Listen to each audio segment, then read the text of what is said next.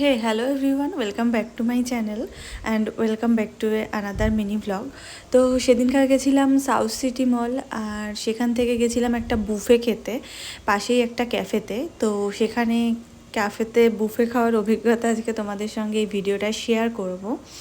তো এটার ক্যাফেটার নাম ছিল ভার্গ দ্য ক্যাফে। এখানে 299-এর বুফেটায় ছিল 4টে স্টার্টার, একটা ছিল নর্মাল পটেটো ফ্রাই, আর ছিল হচ্ছে গিয়ে সুইট কর্ন, এই দুটো হচ্ছে গিয়ে ভেজে ছিল, নন ভেজে ছিল একটা মোমো, আর হচ্ছে গিয়ে কোরিয়ান্ডার চিকেন।